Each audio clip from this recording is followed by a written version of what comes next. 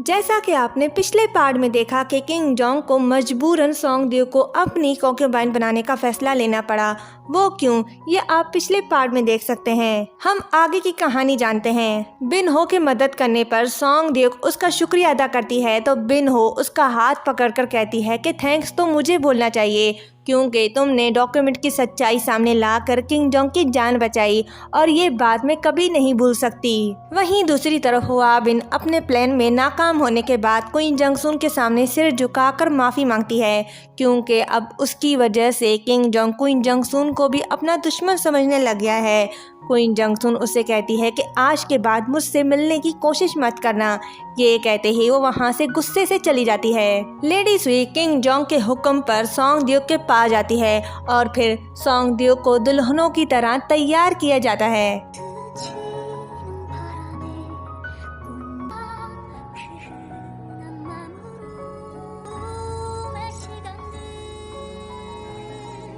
दुल्हनों की तरह तैयार करके सोंगद्यू को पासिंग गेट से किंग जोंग के पास ले जा रहे होते हैं। वहीं किंग जोंग सोंगद्यू के इंतजार में बैठा चाय पी रहा होता है। लेडी सुई सोंगद्यू से कहती है कि वो एक कोड लेडी है तो उसे बादशाह को खुश करना पड़ेगा।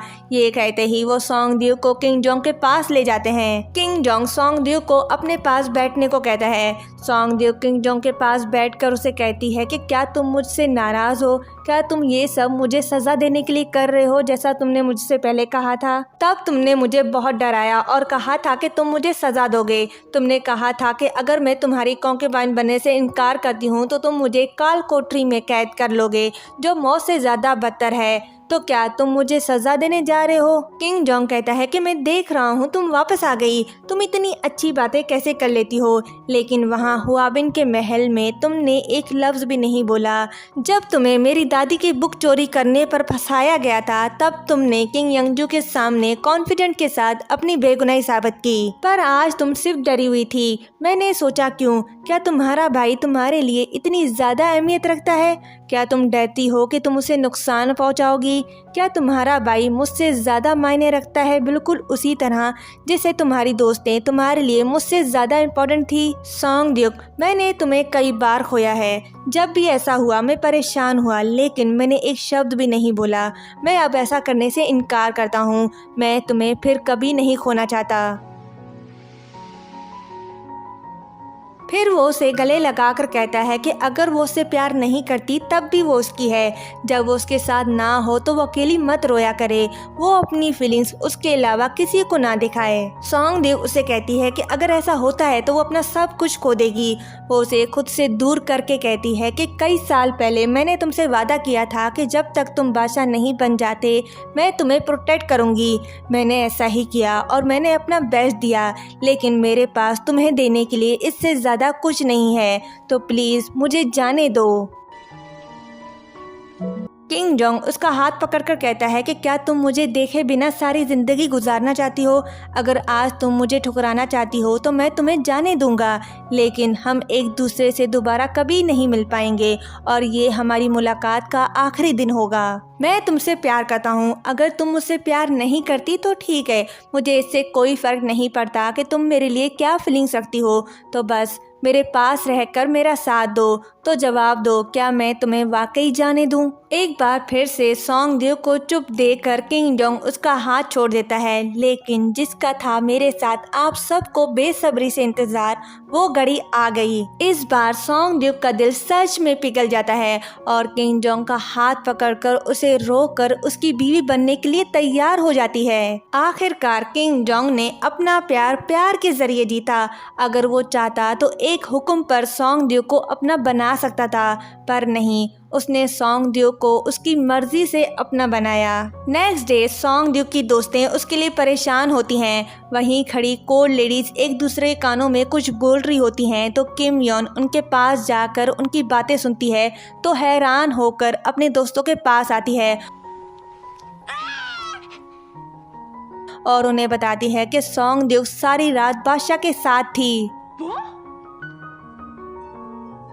जिसके बाद वो सॉन्ग ड्यूक से मिलने जाती हैं। क्यांग ही सॉन्ग ड्यूक से कहती है कि किंग जोंग से शादी करने से सब खत्म नहीं होता, उसे अपने बारे में भी सोचना चाहिए, उसे किंग जोंग से प्यार नहीं करना चाहिए। अगर वो उसे प्यार करने का बहाना करती है तो ठीक है, पर उससे सच में प्यार नहीं करना चाहिए, क्योंकि अगर वो उससे प्यार करती है तो उसे ही तकलीफ होगी। सॉन्ग ड्यूक उन्हें बताती है कि अगर वो उससे प्यार करती भी है तो वो ये बात किंग जोंग को कभी नहीं बताएगी। यंग ही कहती है कि उन्हें ऐसी सिचुएशन का सामना करना पड़ा जिससे वो बेबस थे। वो कभी भी कोड लेडी नहीं बनना चाहती थी, लेकिन अगर वो कोड लेडी ना बनती तो आज उसकी फैमिली भूख से मर जाती। वो सॉन्ग ड्यूक से कहती है कि अगर वो इस सिचुएशन से बच नहीं सकती तो इसे एक्सेप्ट करने की कोशिश करे। क्वीन जंगसुन किंग जोंग से कहती है कि उसे पता चला कि उसने सॉन्ग ड्यूक को अपनी कॉन्कबाइन बना लिया है, तो अब हुआबिन का क्या होगा, वो बाकी सबको क्या जवाब देगा, और उसने ऐसा करके सॉन्ग ड्यूक को खतरे में डाल दिया है। किंग जोंग कहता है कि उसने ऐसा इसलिए किया ताकि वो सॉन्ग ड्यूक को अपने पास रखकर उसे प्रोटेक्ट कर सके। क्वीन जंगसुन कहती है कि उसे नहीं लगता कि सॉन्ग ड्यूक उसकी कॉन्कबाइन बनना चाहती थी, वो सिर्फ उससे दूर भागना चाहती थी, लेकिन वो नाकाम रही। क्वीन जंगसुन की बातें किंग जोंग को सोचने पर मजबूर करती है। 10 दिन बाद पहली बार सॉन्ग ड्यूक महल से बाहर अपने दोस्तों से मिलने गई। वहीं क्यांग ही कोड लेडीज के साथ लड़के आती है तो सॉन्ग ड्यूक वजह पूछती है कि वो उनसे क्यों लड़ी।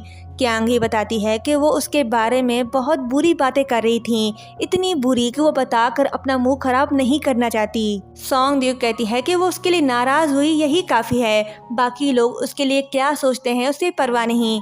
क्यांग ही कहती है कि उसे इतना शांत नहीं होना चाहिए। किंग जोंग 10 दिन से उसके पास नहीं आया, सब कहते हैं कि वो रात सिर्फ एक गलती थी। सॉन्ग ड्यूक उदास होकर कहती है कि शायद ये सच हो, तो यंग ही और किम योन उसे दिलासा देती हैं कि उन्हें यकीन है कि किंग जोंग उसके पास आएगा। दोस्तों के साथ वक्त गुजारने के बाद जब वो अपने महल वापस आती है तो लेडी सुई उससे कहती है कि वो इतने देर से कहाँ थी, बादशाह 1 घंटे से उसका इंतजार कर रहा है। सॉन्ग ड्यूक कहती है कि वो 10 दिन से अपने कमरे में बंद रहकर उसका इंतजार कर रही थी। तभी वहाँ किंग जोंग आता है। लेडी सुई वहाँ से चली जाती है। किंग जोंग उससे पूछता है कि वो कहाँ थी। सॉन्ग ड्यूक उसे बताती है कि वो अपने दोस्तों के पास गई थी और उसने ऐसा पहली बार किया है। फिर वो उसे पूछती है कि वो यहाँ क्यों आया। किंग जोंग कहता है क्यों, क्या मुझे तुमसे मिलने की इजाज़त नहीं। सॉन्ग ड्यूक कहती है कि ऐसा नहीं है, ये उसका घर है, वो कभी भी यहाँ आ सकता है। किंग जोंग कहता है कि ये अब तुम्हारा घर है और मैं तुमसे मिलने आया हूँ। सॉन्ग ड्यूक उसे देख रही होती है तो किंग जोंग उससे पूछता है कि वो उसे ऐसे क्यों देख रही है। सॉन्ग ड्यूक बताती है कि वो सिर्फ उसे देखना चाहती है। किंग जोंग कहता है कि तुम मुझे दोबारा रिजेक्ट करना चाहती हो। सॉन्ग ड्यूक कहती है कि अगर मैं ऐसा करूँ तो क्या तुम मुझे जाने दोगे। किंग जोंग कहता है कभी नहीं, मैंने तुम्हें बहुत मिस किया। सॉन्ग ड्यूक कहती है कि मैंने सोचा कि तुम्हें अपने फैसले पर पछतावा है, इसलिए तुम मुझसे मिलने नहीं आए। किंग जोंग कहता है कि अगर मुझे पता होता कि इस तरह के फजूल ख्यालात तुम्हारे दिमाग में चल रहे हैं तो मैं जल्दी आता। मुझे लगा कि तुम्हें सोचने के लिए थोड़ा वक्त चाहिए। क्या तुम अब भी मुझसे नाराज हो। सॉन्ग ड्यूक कहती है नहीं, मैंने भी तुम्हें बहुत मिस किया।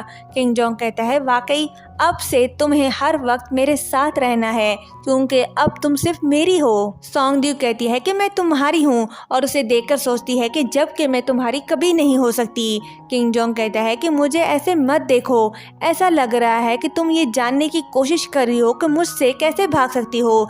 ऐसा सोचना भी मत, मैं तुम्हें कहीं नहीं जाने दूंगा। ये कहते ही वो उसे गले लगा लेता है। किंग जोंग बादशाही फर्ज निभाने के बाद खुद को पुरसकून करने के लिए सॉन्ग ड्यूक के घुटनों पर लेटा होता है। सॉन्ग ड्यूक के साथ बहुत खुश होता है और जब किंग जोंग सो जाता है तो वो एक ख्वाब देख रहा होता है जिसे देखकर वो डर के उठ जाता है। आखिर इसने क्या ख्वाब देखा ये तो हमें नहीं बताया गया, लेकिन ये क्या ख्वाब था हमें लास्ट एपिसोड में ज़रूर पता चलेगा। डर के उठने के बाद वो सॉन्ग ड्यूक का हाथ पकड़कर कहता है कि तुम यहीं हो ना। सॉन्ग ड्यूक कहती है मैं यहीं हूँ तुम्हारे पास।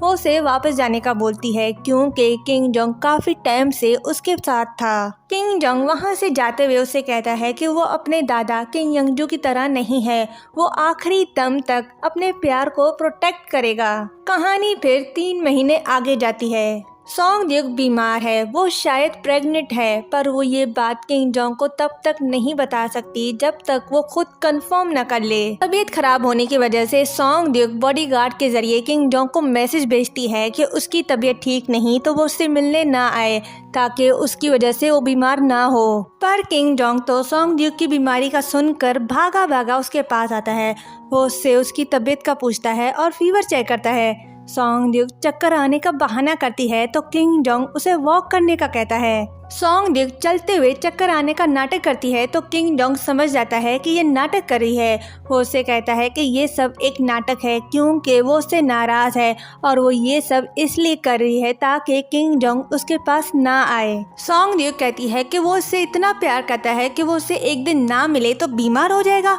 किंग जोंग कहता है कि मैं समझ गया तुम सच में बीमार हो, तभी ऐसी नॉनसेंस बातें कर रही हो। वो उसे ठंडा पानी पीने और सोने का कहता है। वो बाहर जाने का नाटक करके सीधा कमरे के अंदर जाता है।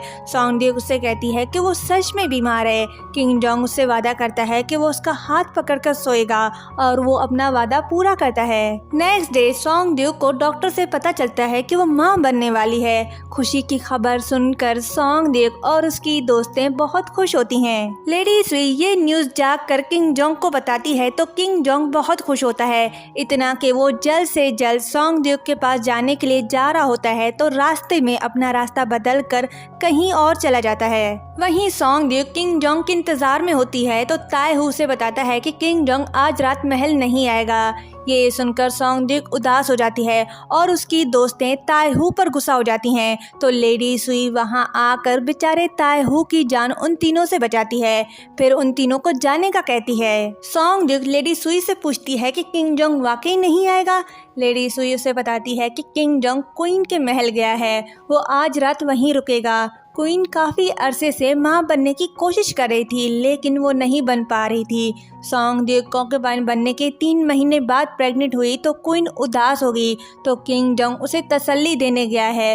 वो बस बादशाह की हैसियत से अपना फ़र्ज पूरा करने गया है। सॉन्ग ड्यूक कहती है कि वो समझ गई है कि किंग जोंग उसका हस्बैंड नहीं बल्कि क्वीन का है और वो ये भी समझ गई है कि वो किंग जोंग से ना कुछ पूछ सकती है और ना ही कुछ एक्सपेक्ट कर सकती है। क्वीन को तसल्ली देने के बाद किंग जोंग सॉन्ग ड्यूक के पास आता है। सॉन्ग ड्यूक सो रही होती है और जैसे ही नींद से उठती है तो किंग जोंग को अपने पास देखकर खुश होती है। किंग जोंग उससे माफ़ी मांगता है कि वो कल उसके पास नहीं आया जिस वजह से सॉन्ग ड्यूक उदास हो गई।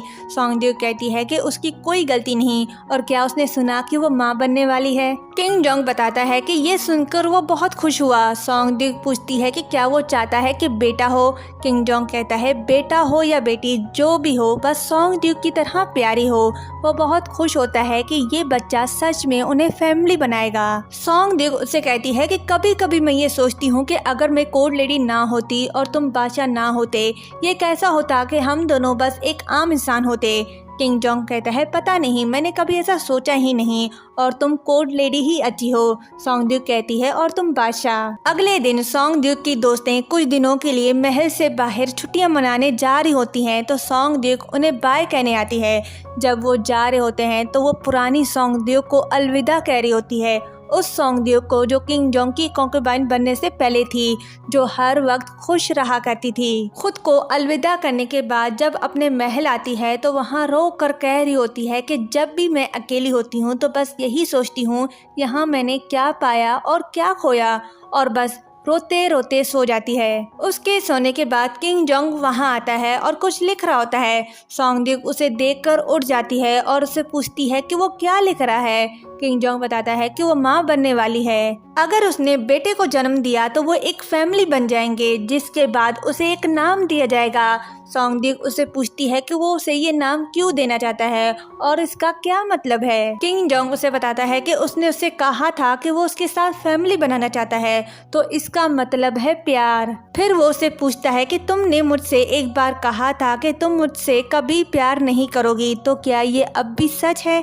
ये कहते ही वो सॉन्ग ड्यूक के पास जाता है और कहता है कि कोई फर्क नहीं पड़ता, तुम वैसे भी मेरी हो। सॉन्ग ड्यूक सोच रही होती है कि आज मैं खुश हूँ, कुछ दिन पहले मैं उदास थी।